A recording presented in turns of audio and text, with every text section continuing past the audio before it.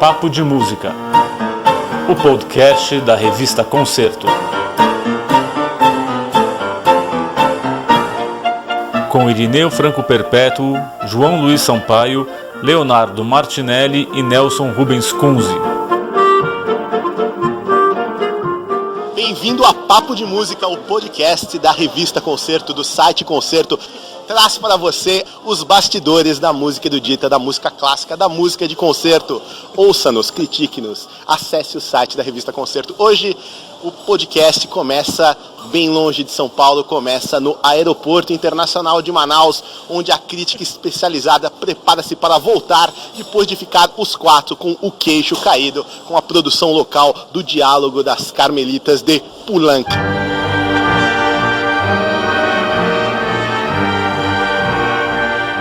E aí, galera, como a gente pode traduzir para quem ficou em São Paulo e não pôde ver nem ouvir o que foi esse diálogo dessas belíssimas carmelitas aqui em Manaus? Até escrevi hoje para o site da revista que, dentro das produções que eu testemunhei do festival, as Carmelitas realmente é uma produção que tende a se destacar entre várias produções, de produções grandes, né, pelo um elenco redondo, um cenário bem feito, simples, mas bastante engenhoso, uma produção muito bem elaborada e que contrastou bastante com a ópera que a gente viu na noite anterior, Suor Angélica, do Puccini, que aí foi uma outra proposta, mas teve um nível bastante diferente, né? O João também estava ontem, acho que ele pode comentar um pouco mais aí sobre isso.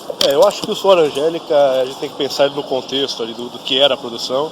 Era uma produção praticamente local, quer dizer, com as forças locais, com exceção da Isabelle Sabrier, que fazia o papel da Angélica. Eram cantores aqui de Manaus, orquestra de jovens, enfim, que ainda está buscando o seu caminho, buscando uma identidade, uma personalidade.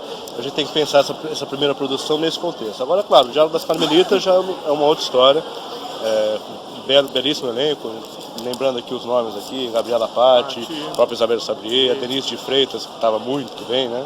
Que, aliás, que eu inclusive coloquei como destaque numa atuação mais ou menos regular de todo mundo. Achei que, né, não tem necessariamente protagonistas, né? Supostamente a Madame Leblanc é uma protagonista. Tem que falar dessa mina aí, né, meu? Falou de todo mundo e não falou da protagonista. Tava todo muito bem, mas eu gostei, essa loira foi muito bem. Essa loira... Ela cantou esse mesmo papel no Scala de Milão, sob a regência do Riccardo Muti. É o que o Leonardo falou, no conjunto, quer dizer, não é que alguém se sobressai, é tudo muito equilibrado, né? Acho que isso é uma marca dessa produção e de outras também aqui do festival, sempre tem um equilíbrio bom das vozes, né? Sim, equilibrado no conjunto, né, mesmo assim, né, na competência musical do elenco principal. Musicalmente, o que ficou um pouco a desejar foram algumas passagens da orquestra, né, nos solos ali, trompa um pouco na trave, como a gente sempre mais ou menos espera, né? Mas ainda assim não foi, né, não chegou algo que chegou a prejudicar de fato a apreensão do espetáculo, né, passou em branco, sem problemas nenhum, mas que é uma coisa que tem que tomar cuidado, um detalhezinho ali que, né, pode ser a diferença de um espetáculo nível internacional e fazer uma coisa bem legal também. Mas pelo menos, quer dizer, não cobriu, né? A orquestra... Não, eu achei também a condução do Marcelo de Jesus, diretor musical, super boa. E eu acho que a orquestra não compromete, ela tá no nível. E o trabalho da orquestra, talvez a Amazonas Filarmônica seja a única orquestra realmente de ópera que a gente tem no Brasil, né? Porque é um trabalho que vem há muitos anos. Eu não sei qual que é a renovação desses músicos, se sempre tem músicos novos.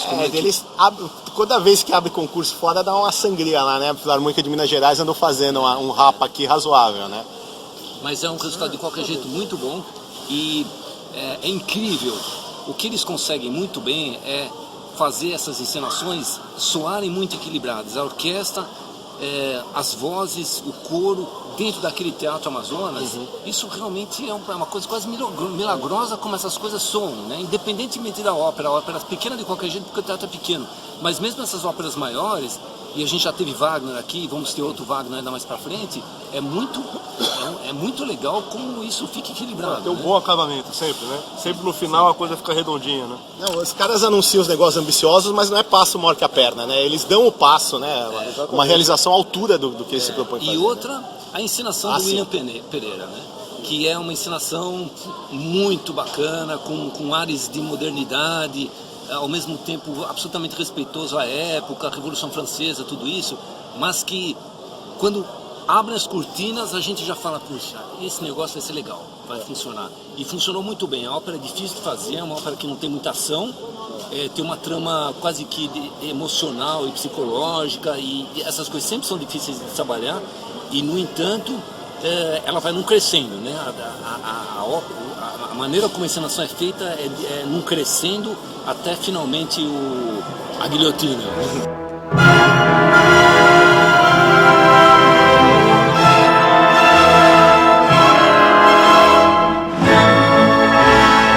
Aproveitar que ele está falando do William, perguntar para o Irineu, que acompanha já há bastante tempo, inclusive o trabalho do William, como é que é com essa última montagem aí com o Diálogo das Carmelitas? Você vê aí as montagens do William ao longo do tempo, aí, desde quando ele começou a aparecer mais pra gente em ópera, hoje em dia. Fala um pouco aí pra gente, Deus. O que você já viu dele? O bacana do William é que ele se arrisca, assim. Eu já vi coisas que eu achei muito ruins, já vi coisas que eu adorei, assim.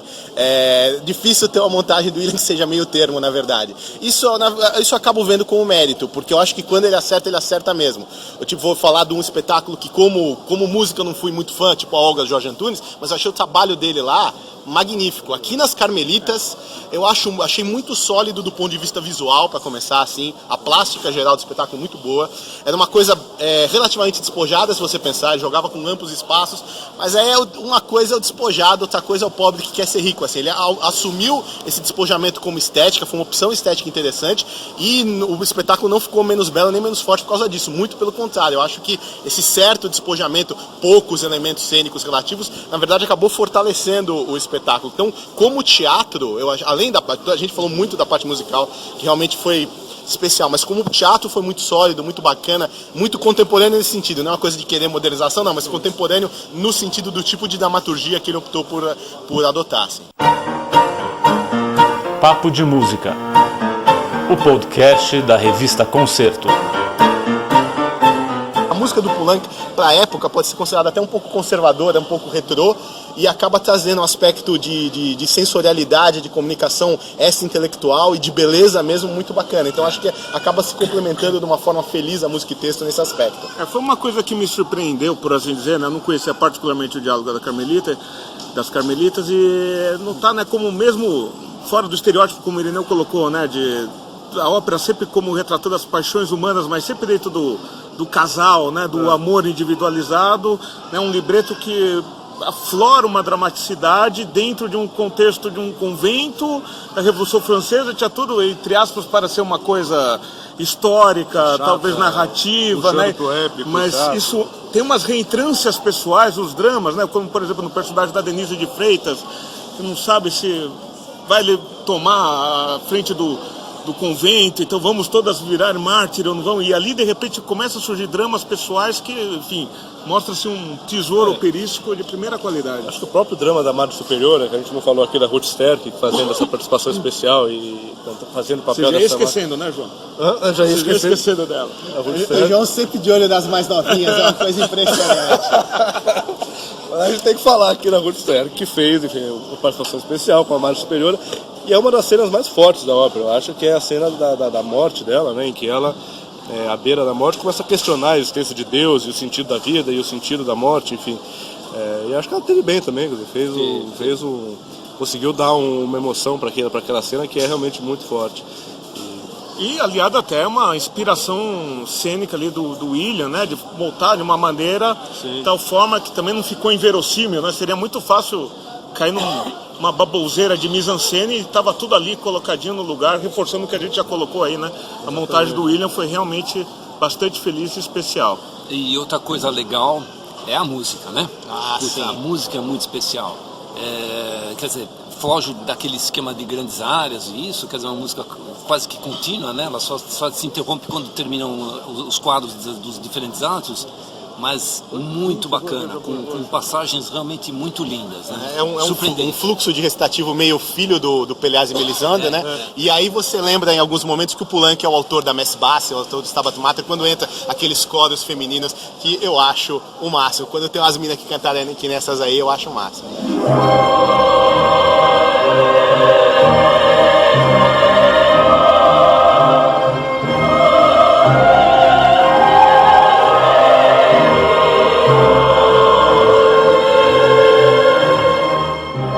falado, né, essa coisa do despojamento das montagens, de repente é legal notar, né, porque no Brasil a gente nunca vai ter, digamos assim, num curto prazo, esses orçamentos astronômicos que se tem em Metropolitan, em casas europeias, e aqui a gente ainda não aprendeu a fazer na ópera o que os carnavalescos já sabem fazer desde sempre, que é tudo funcionar muito lindo e bonito com poucos recursos, né?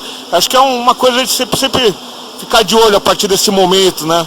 Exatamente, quer dizer, prova disso é o Diálogo das Carmelitas. Mesmo com despojamento e com recursos limitados, como o festival sempre tem, você consegue fazer uma coisa realmente muito bacana, né? O Festival Amazonas de Ópera é lição para essas soluções.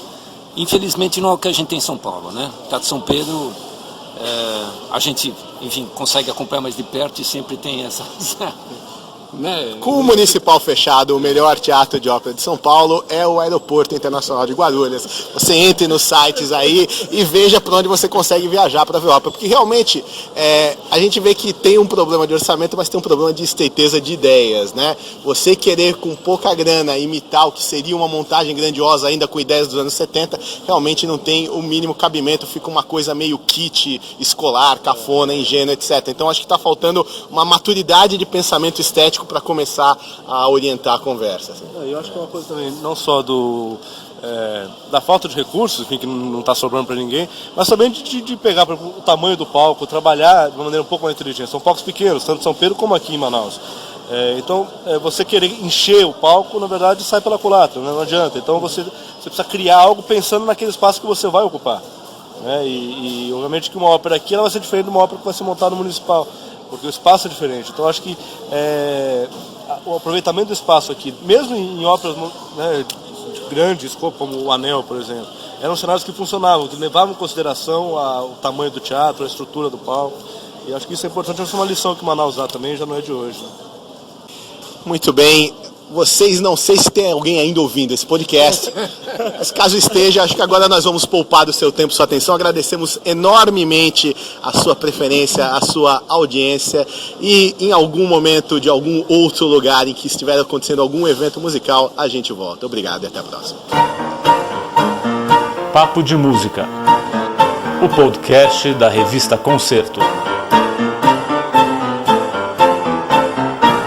Com Irineu Franco Perpétuo, João Luiz Sampaio, Leonardo Martinelli e Nelson Rubens Kunze.